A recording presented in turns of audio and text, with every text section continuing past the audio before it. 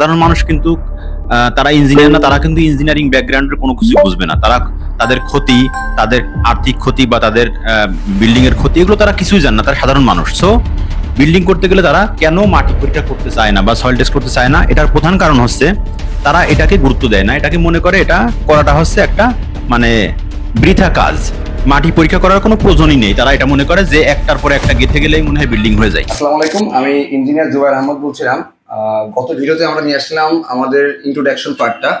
আজকে আমরা একটা নতুন ভিডিও নিয়ে আসছি যে মানুষ যেন বাড়ি করতে গিয়ে ঠকবে না, ভুল করবে না।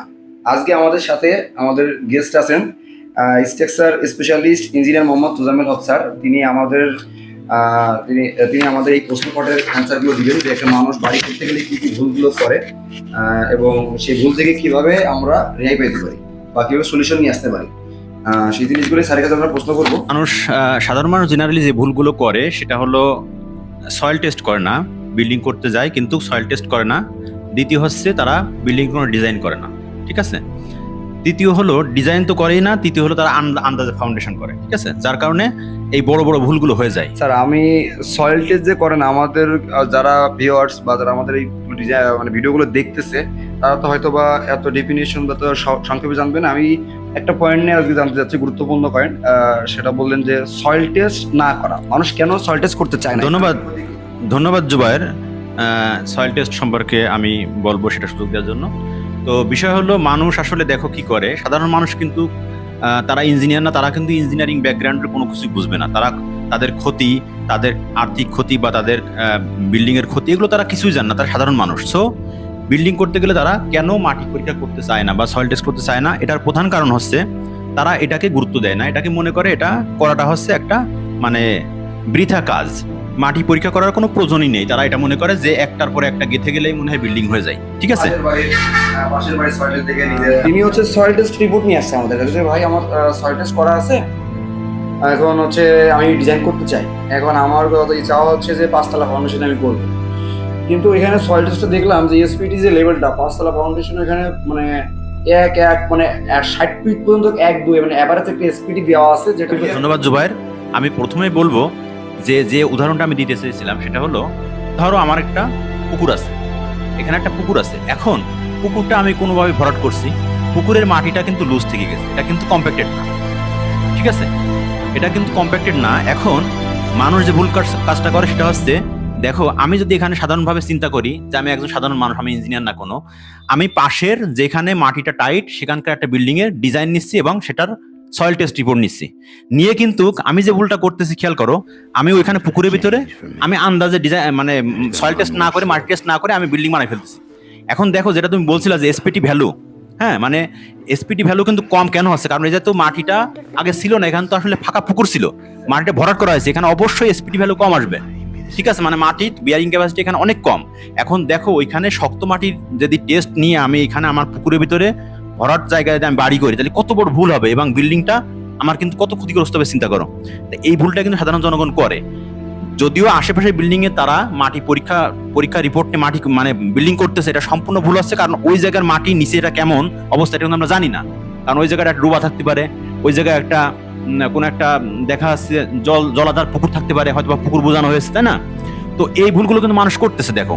কিন্তু অবশ্যই মাটি পরীক্ষা করলে আমরা এই ডিজাইন গুলো ঠিক করতে পারি যে এই মাটির বিয়ারিং ক্যাপাসিটি কত, কিভাবে মাটিটা ডেভেলপ করে আমার ওইখানে ফাউন্ডেশন কত দিতে হবে, এখানে কি আমি ডিপ ফাউন্ডেশন দেবো নাকি এখানে শ্যালো, এখানে অগভীর ভিত্তি দেবো নাকি পাইল দিব, এটা কিন্তু ডিসিশন নেওয়া যায়।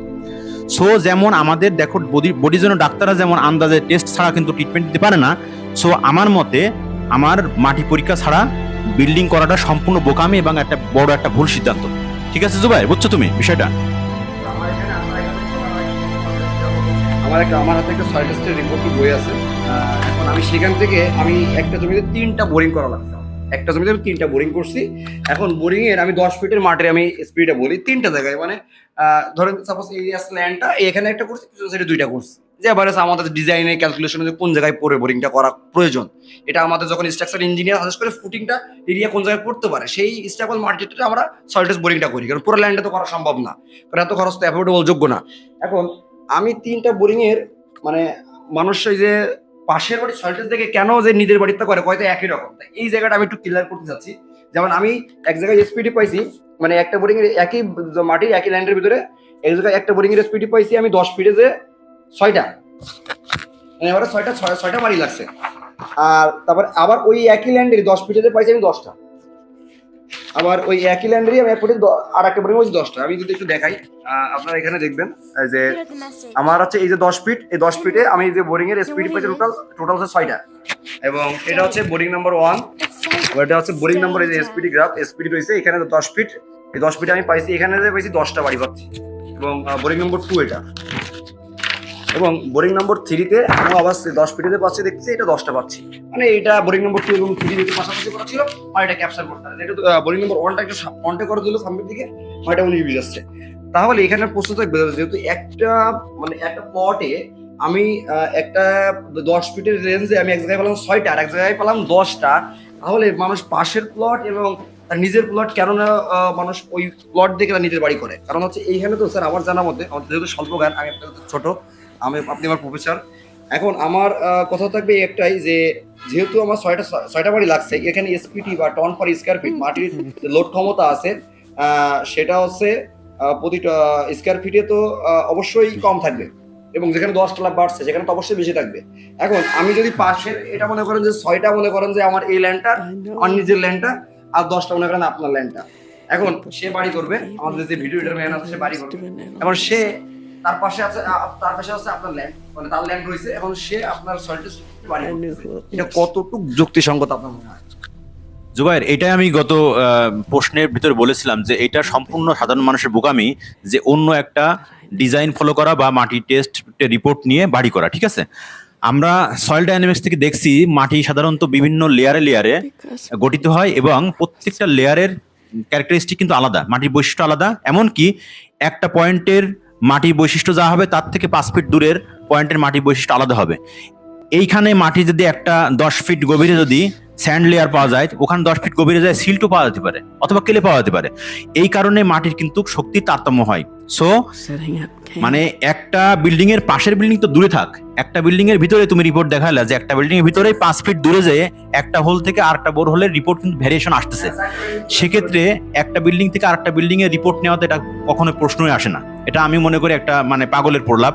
সো আমি মানুষকে সাজেশন দেবো যে তারা যেন মাটি টেস্ট না করায় কখনো বিল্ডিং ডিজাইন না করে। ঠিক আছে, মাটি অবশ্যই টেস্ট করাতে হবে। দ্বিতীয় হচ্ছে ডিজাইন, ফাউন্ডেশন ডিজাইন অবশ্যই একজন দক্ষ ডিজাইন ফাউন্ডেশন ইঞ্জিনিয়ার দিয়ে করাতে হবে। এটা হচ্ছে আমার পরামর্শ। এবং ফাইনালি জুবায়ের তার মতামত দিবেন, তার ব্যক্তিগত ফিল্ডের অভিজ্ঞতা থেকে মতামত দিয়েই সে এই আলোচনা শেষ করবে। এখানে আমি যে আপনি যে কথাটা বললেন সেটা খুবই গুরুত্বপূর্ণ একটা কথা, আপনারা সবাই শুনলেন। এখন এখানে কথা আছে যে অনেকে এবার এমন ভাবে চিন্তা করে যে 6টা লাগছে তো তারপরে 10টা, মানে আমার এখানে কি এভারেজ আমি এখানে করবো 5তলা বিল্ডিং, নাই ওইখানে আমার 10টা জায়গায় নাই, আমার 3টাই হলো বা কি আছে 6টা হলো, এই তো, এর বেশি তো হবে না, হয়তো 20% খরচ আমার বেশি লাগবে। কিন্তু মানুষ এটা জানে না, আমাদের স্বল্প জ্ঞান থেকে বলবো যে তার এখানে 6টা না হয়ে যদি একটা চলে আসে তখন তো বিল্ডিংটা পুরো কলাপস করবে।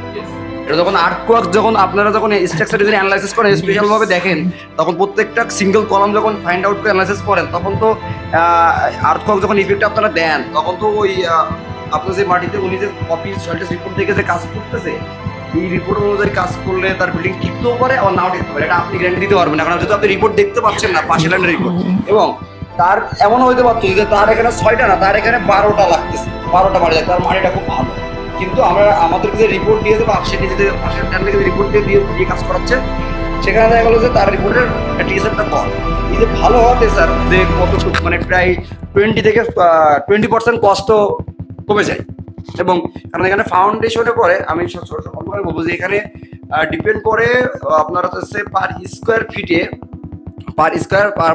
ফিটে টনে যে আপনার কতটুকু লোড নিতে পারে আপনার সয়েল বা আপনার মাটিটা।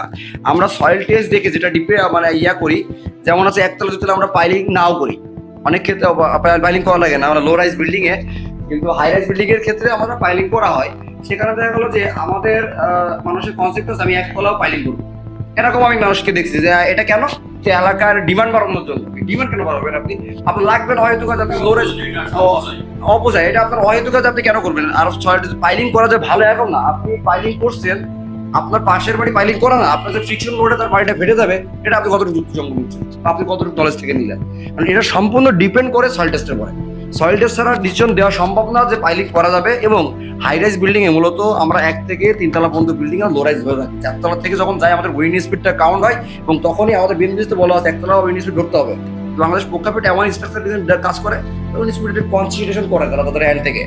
এই জন্য আমি বলবো যে সয়েল টেস্টটা গুরুত্বপূর্ণ। আপনার বিল্ডিং এর খরচ কমাবেন কি বাঁচাবেন, বা আপনার বিল্ডিং এ যে আপনি আমার কাছে নিয়ে আসতেছেন, যে আমি যে বলবো হ্যাঁ ভাই, আমি যে গ্যারান্টিতে বলবো যে আপনার এইটা আর কোনো সমস্যা না, এখানে এই পরিমাণ রডই লাগবে, আমি যখন আপনার রিপোর্ট না পাবো, যখন আমার রিপোর্ট মানে আমি যখন সরজমিনে দেখবো আপনার টিএসপি টিএসএফটা ওইটা সয়েল টেস্টটা করতেছে, তখনই আমি কাউন্ট করতে পারবো। কারণ দেখা গেলো কি আমাদের তো বাংলাদেশে চোরের ভরা, এসপিটি ম্যানুয়ালে করে আমাদের সয়েল টেস্টগুলো। ওই যে হ্যামারের কাছে অনেক কিছু আছে, অবশ্যই একজন ইঞ্জিনিয়ার থাকবে থেকে অবশ্যই আমাদের একটা সয়েল টেস্ট করানো এটা গুরুত্বপূর্ণ। কারণ হচ্ছে ওরা কাজের স্বার্থে কাজটা দ্রুত করার জন্য ওরা তাড়াতাড়ি বাড়ি মেরে আপনার সয়েলটা খারাপ করা দেয়।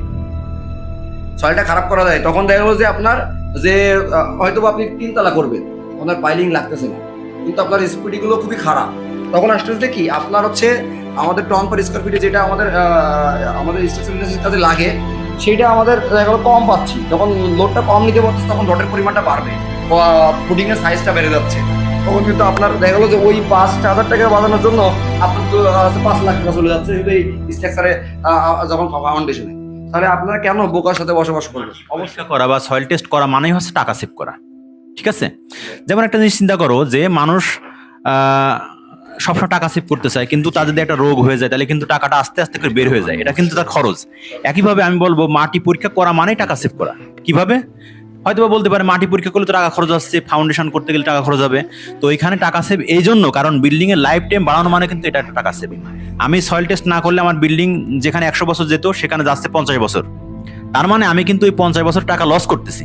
তার মানে আমি যদি মাটি পরীক্ষা করে ডিজাইন করে ফাউন্ডেশন ডিজাইন করে বিল্ডিংটা বানাই, তাহলে আমার বিল্ডিংটা আরো 50 বছর বেশি যাবে। তার মানে কি আমার টাকা সেভ না? সহজ কথা হচ্ছে মাটি পরীক্ষা করা মানে হচ্ছে টাকা সেভ করা। ঠিক আছে, এটা হচ্ছে আমাদের সামারি কথা।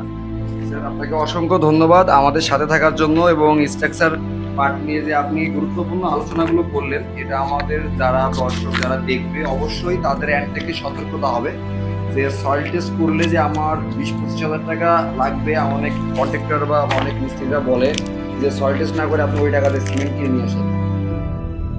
তা এটা আমরা বলবো যে কতটুকু যুক্তিসঙ্গত, এটা আপনি আমাদের অফিসে আসেন, আপনাকে আমরা সরজমিনে চ্যালেঞ্জ দিয়ে বুঝাই দিব যে একটা সয়েল টেস্ট করা কতটুকু গুরুত্বপূর্ণ, এটা কেন এটা খরচ বাঁচে এবং কেন এটা আপনার সেভ হয়।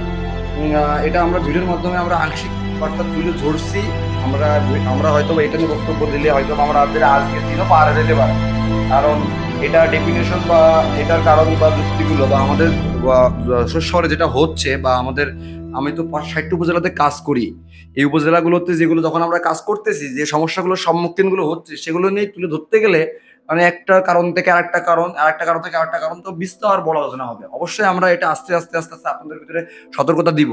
সয়েল টেস্ট করলে একটা জিনিস মাথায় রাখবেন যে বাড়ি করতে গেলে প্রথমেই করতে হবে সয়েল টেস্ট, তারপরে অন্য কোনো কাজ করবো আমি। সয়েল টেস্ট করলে আপনার ঘর ডিজাইনের আপনার যে আপনি বিল্ডিংটা করবেন অবশ্যই আপনি গ্যারান্টি থাকেন যে আপনার খরচ কমবে এবং অ্যাকুরেট ফাউন্ডেশনটা আপনি পাবেন এবং এটা বাড়িটা টেকসই হবে। এই আছে আমাদের মূল বন্ধু। আজকে এখানে আমাদের বক্তব্য শেষ করতেছি। নেক্সট দিন আমরা নিয়ে আসবো আমরা ডিজাইন সয়েল টেস্টের পরে কোন কাজটি করা লাগবে আমাদের। সয়েল টেস্টের পরে আপনি একটা বিল্ডিং ডিজাইন করবেন, এরপরে কোন কাজটি আপনার করা লাগবে এবং কোনটা গুরুত্বপূর্ণ। যেমন বাড়ি করা প্রথম ক্ষেত্রে আছে প্রথমে আপনি একজন কনসালটেন্টের কাছে যাবেন, কনসালটেন্ট অফিসে যেয়ে আপনার সয়েল টেস্ট করানোর জন্য আপনি আপনার জমিটা ভিজিট করাবেন, ভিজিট করে কোথায় কোথায় বোরিং করবে তার থেকে একজন ইঞ্জিনিয়ার যাবে, বোরিং গুলো দেখায়, সয়েল টেস্ট এসপিডি গুলো নিয়ে আসবে, সেটা সয়েলটা ঢাকায় পাঠাবে, ল্যাবে পাঠাবে, ল্যাব থেকে রিপোর্ট করে নিয়ে আসবে, বা আপনাদের কুয়েটে পাঠাতে পারে বা যে কোনো এলজিডি তে